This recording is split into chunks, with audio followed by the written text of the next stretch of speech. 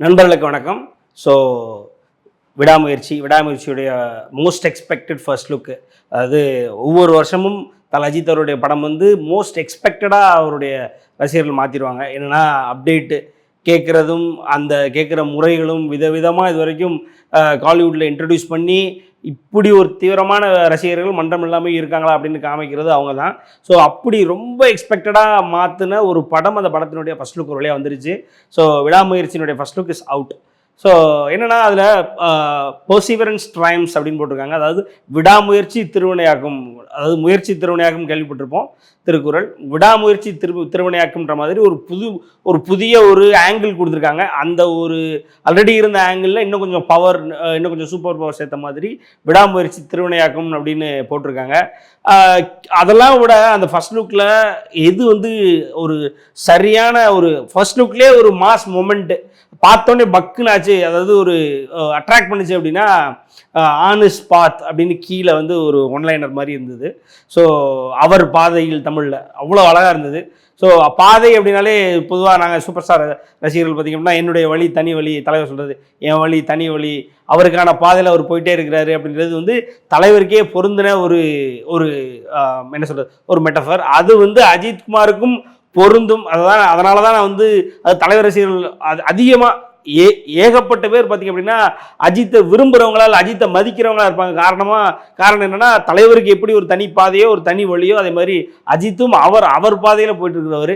So அந்த ஒரு வரி வந்து ரொம்ப கேட்சியாக இருந்தது. அதை பார்த்தோன்னே இவருக்கு பொருத்தமான வரியா இது அப்படின்றது வந்து உண்மையிலே பார்த்தோன்னே சூப்பராக இருந்தது. அதுக்கப்புறம் நீங்கள் லுக்கை பார்த்தீங்க அப்படின்னா கேஷுவலாக அவர் எப்படி அவராக இருப்பாரோ அதை அப்படியே எடுத்து போட்டிருக்காங்க. அதாவது இதை பார்த்தோன்னே நிறைய விமர்சனங்கள், புதுசாக இல்லை, வேறு ஏதாவது நாங்கள் எதிர்பார்த்தோம், ட்ரெண்டியாக இல்லை, அப்படி இல்லை இப்படி இல்லை, அவராகவே எடுத்திருக்காங்க. ரொம்ப பேசிக்காக அவர் எப்படி வெளியில் இருந்தாரோ, அவர் அந்த படத்தினுடைய ஷூட்டிங் ஸ்டில்ஸ் வரும்பொழுதும் இந்த ஷூட்டிங்கினுடைய என்ன சொல்கிறது videos behind the scenes video வரும்பொழுதும் எப்படிலாம் இருந்தாரோ, ப்ளஸ் வந்து அந்த ஷூட் முடிச்சுட்டு வெளியில் எங்கேயாவது அவர் அந்த அசர்பைஜானில் எங்கேயாவது டூர் போயிருக்கும்போதெல்லாம் எப்படி இருந்தாரோ அதே மாதிரி ரொம்ப கேஷுவலாக இருக்கார்.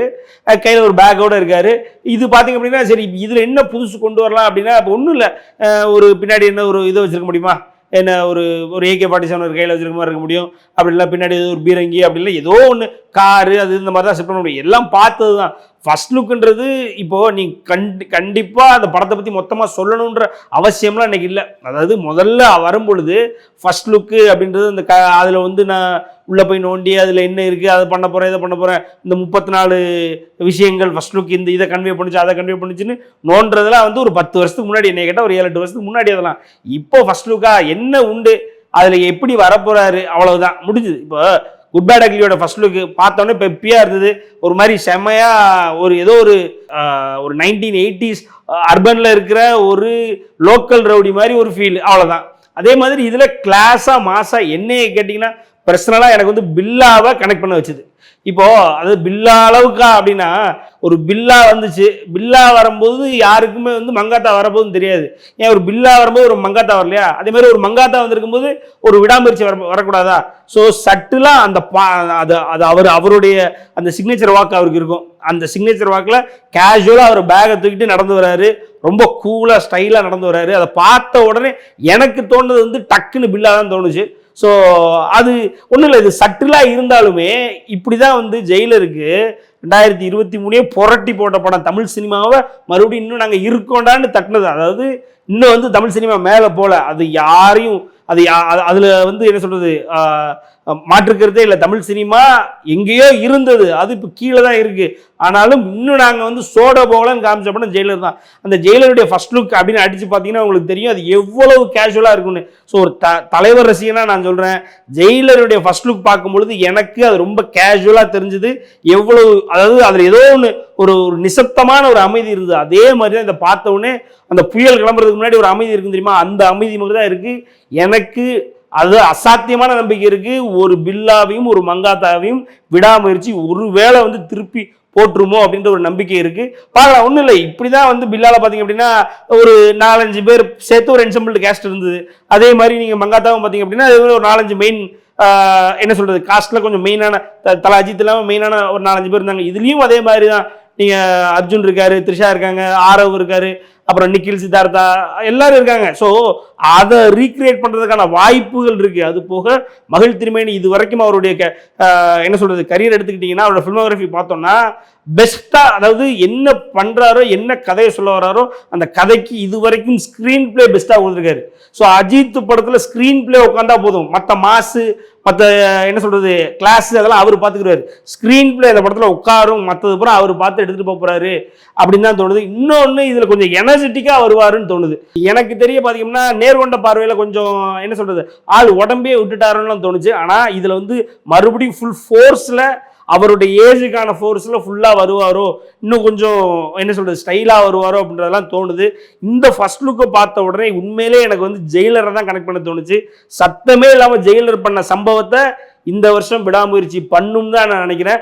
ஒரு வருடல் என்னன்னா எப்போ படம் வருதுன்னு போட்டிருக்கலாம். ஏன்னா படத்தை வந்து தீபாவளிக்கு எதிர்பார்த்துட்டு இருக்கோம், அதை போட்டிருக்கலாம். இந்த லைக்காட்ட அது ஒரு பிரச்சனை எப்பவுமே இருந்து இருந்துகிட்டே இருக்கு. அண்ட் அது போக இதை வச்சு நிறைய ஃபேன்மேடு ஆட்டோமேட்டிக்காக, ஏன்னா அஜித் ஃபேன்ஸ் சும்மா இருக்க மாட்டாங்க, அப்டேட் இல்லாத நேரத்தில் சும்மா இருக்க மாட்டாங்க, அப்டேட் கிடைச்சோன்னு சும்மா இருப்பாங்களா? ஃபேன்மேடு மாறி மாறி மாறி மாறி ஒவ்வொரு போஸ்ட்டும் வெறித்தனமாக இருக்கு.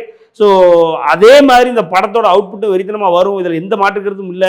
மகிழ் திருமேனி அவருடைய ஸ்டாண்டர்டு அப்படியே டபுள் ஆக்க போறாரு. ஸோ அதுலேயும் எந்த மாற்றுக்கிறதும் இல்லை. அண்ட் அது போக டோட்டிங் ஹஸ்பண்டுன்னு நேற்றுலேருந்து அது ஒரு கான்செப்டாக அது ஒரு டேர்ம், அது வந்து ட்ரெண்ட் ஆகி போயிட்டுருக்கு.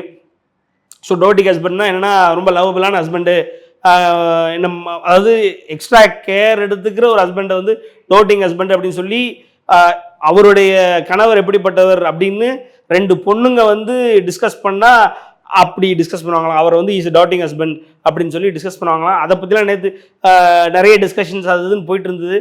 ஸோ அப்படி தான் வராரு. அதாவது ஒரு மனைவியை சுற்றி ஏதோ பிரச்சனை வருது, அந்த பிரச்சனையை சமாளித்து அந்த மனைவி அந்த பிரச்சனையிலேருந்து கொண்டு வர கணவனாகவும், அதே நேரத்தில் அவருக்குன்னு ஒரு பேக்ரவுண்டு செகண்ட் ஹாஃபில் இருக்குது அப்படின்ற மாதிரி ஒரு கான்செப்ட் போல் இருக்குது. ஸோ அந்த டோட்டிங் ஹஸ்பண்ட் அப்படின்னு சொல்லி அந்த வார்த்தை சொன்ன உடனே இது ஞாபகம் வந்தது. என்னென்னா இதுக்கு முன்னாடியே நம்ம சேனலில் சொல்லியிருந்தோம் பிரேக் டவுனுடைய இந்த ரீமேக்காக இருக்கும் அப்படின்ற மாதிரி சொல்லியிருந்தோம். பிரேக் டவுனும் கிட்டத்தட்ட, அதாவது இப்போது இடையில நீங்கள் பார்த்திங்க அப்படின்னா தல அஜித்தும் ஆரவும் பார்த்திங்க அப்படின்னா ஒரு காரில் வச்சு ஒரு சீக்வன்ஸ் பண்ணுவாங்க.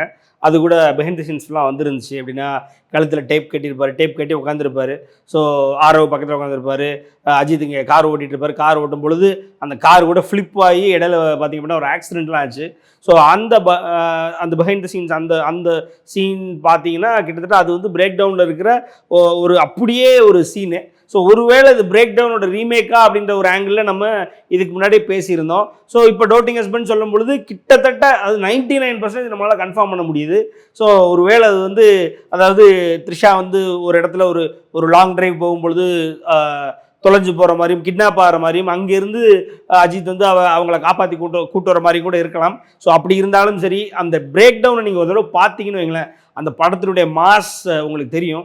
செம மாசான படம். அந்த படத்தை அந்த காலத்திலே அது ஒரு மிகப்பெரிய ஹிட்டு, ஒரு மேக்னம் ஓப்பஸ் அப்போ உள்ள டைமு. ஸோ அதை வந்து ஒருவேளை இன்கேஸ் ரீமேக் தான் அப்படின்னாலுமே படம் வந்து சக்கப்போடு போட்டுரும். அண்ட் இதில் வந்து இப்போது என்ன சொல்கிறது, அஜித் அவர்கள் வந்து இதுக்கு முன்னாடி பண்ண ஒரு சில ரொமான்ஸ் வந்து கொஞ்சம் எடுக்கலை. இப்போது ஃபார் எக்ஸாம்பிள் நம்ம அதே படத்துக்கு போகிறோன்னு வைங்களேன், நேர்கொண்ட பார்வையிலே பார்த்திங்க அப்படின்னா அது வந்து கொஞ்சம் எடுக்கலை. பட் ஆனால் இந்த படத்தில் கொஞ்சம் வந்து அதை பிளான் பண்ணி ஒர்க் அவுட் பண்ணி ஏஜ் ஃபேக்டரை கன்சிடர் பண்ணி அழகாக ஒர்க் அவுட் பண்ணியிருக்காங்க அப்படின்னு சொல்லி ஒரு இன்ஃபர்மேஷன் கிடச்சிருக்கு. ஸோ ஒருவேளை அந்த ரொமான்ஸும் வந்து உட்காந்துருச்சு அப்படின்னா, இப்போது ரொம்ப நாள் கழித்து ஒரு அப்பாவும் மகளுக்கும் உள்ள அந்த ஒரு எமோஷனை ஒர்க் அவுட் பண்ணாங்க. நீங்கள் பார்த்தீங்க அப்படின்னா விஸ்வாசத்தில் கடைசி 5 நிமிஷம் வேறு எந்த படத்துலையுமே இது வரைக்கும் கொடுக்காத ஒரு வைபை கொடுத்துச்சு. அதில் எந்த மாற்று கருத்தும் இல்லை. அதே மாதிரி இந்த படத்தில் அந்த ஒரு சின்ன ரொமான்ஸாக ஒர்க் அவுட் பண்ணணும்னு பிளான் பண்ணியிருக்கிறாங்கன்ற ஒரு தகவல். அது நல்ல எஃபர்ட் தான். ஏன்னா சூப்பர் ஸ்டார் ரஜினிகாந்த் அவர்கள் வந்து மாசு என்னதான் அவர் ஒரு எல்லாமே பண்ணாலுமே அவர் சட்டிலாக ரொமான்ஸ் பண்ணும்போது அந்த மாஸ் வந்து அதை வந்து ஓவர் ஷேடோ பண்ணும். பட் ஆனால் அதை சட்டிலாக ரொமான்ஸ் பண்ணால் அதை விரும்புகிற ஒரு கூட்டம் இருந்தது.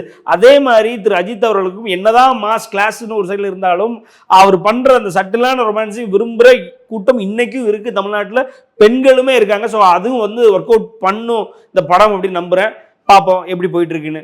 ஃபர்ஸ்ட் டே ஃபர்ஸ்ட் ஷோ பார்த்துட்டு வெளியே வரும்பொழுது ஒரு மிகப்பெரிய மிரட்சியை கொடுக்கும் இந்த படம் அப்படின்றதுல எந்த மாற்று கருத்தும் இல்லை. நன்றி, வணக்கம்.